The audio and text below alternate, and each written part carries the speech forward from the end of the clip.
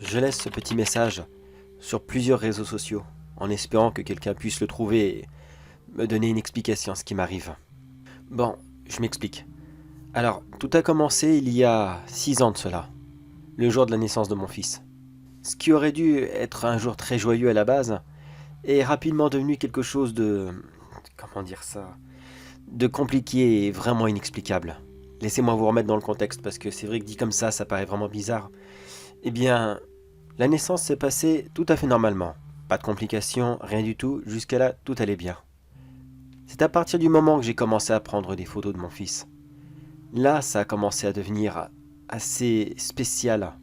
Non, mon fils n'avait rien de bizarre, je vous rassure, c'était un bébé tout ce qu'il y avait de plus normal. Mais à chaque fois que je prenais une photo, il y avait systématiquement cette silhouette derrière lui. Qu'est-ce que c'est exactement, je sais pas trop. On dirait la silhouette de quelqu'un qui est juste là, qu'il surveille. Cette silhouette était très éloignée de lui. Et comme tout le monde, bien sûr, j'ai pensé à un simple bug de mon téléphone. Après tout, c'est pas la première fois que ça arrive. Mais à chaque fois que je le prenais en photo, moi, de la famille, des amis, qu'importe, systématiquement, cette ombre était là. Et pire encore, elle se rapprochait de plus en plus de lui. J'avais donc à ce moment-là pris à contre-cœur la décision de ne plus le prendre en photo. Croyez-moi que ça m'a fait très mal. Il y avait plein de belles choses, que nous ne garderons aucun souvenir, moi et ma conjointe.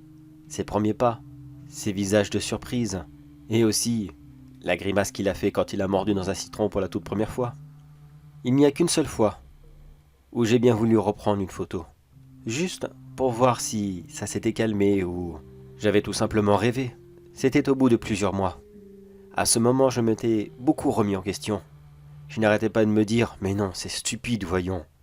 C'est simplement des bugs. » Ou peut-être que l'hôpital était mal aéré, peut-être un courant d'air, de la poussière, je ne sais pas, mais non. Tu peux pas ne pas le prendre en photo comme ça. Mais mes rares tentatives se sont toujours résultées par la même chose. Cette silhouette était là. Mais par chance, elle semblait s'éloigner. Plus on attendait pour le reprendre en photo, et plus celle-ci était distante. Croyez-moi que j'étais bien rassuré à ce moment.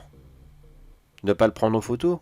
Bon, c'est dommage, mais alors, la belle affaire, on arrivera bien à vivre sans. Au pire, c'est quoi les photos obligatoires? La photo de classe? La photo d'identité?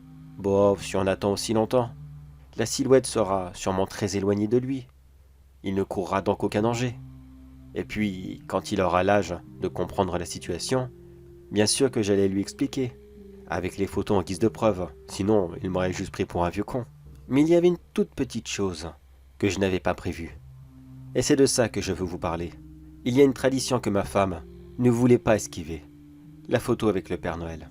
Oui, je sais que beaucoup d'entre vous ne la font même plus, que c'est un peu vieux jeu, dépassé, et que la grande majorité du temps, les acteurs choisis pour faire le Père Noël sont de jeunes étudiants qui physiquement ne font pas du tout le travail.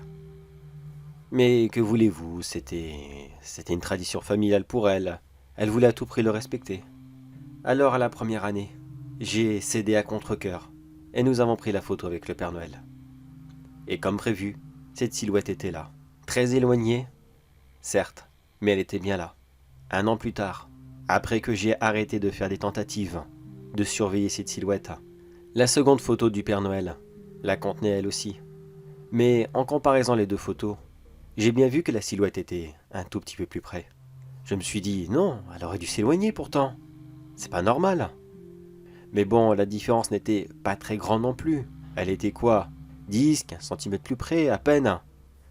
C'était peut-être qu'on n'avait pas assez attendu ou quelque chose comme ça. Donc je ne me suis pas alarmé plus que cela.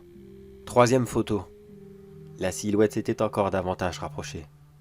Et ainsi de suite. Toutes les photos, chaque année, la silhouette était plus proche de mon fils et du Père Noël. Là, oui, j'avoue, on aurait dû arrêter de faire des photos. Mais par acquis de conscience, il y a quoi?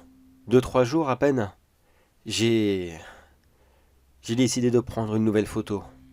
C'est stupide, je l'avoue. Après tout, ça allait sûrement la rapprocher encore. Mais détrompez-vous.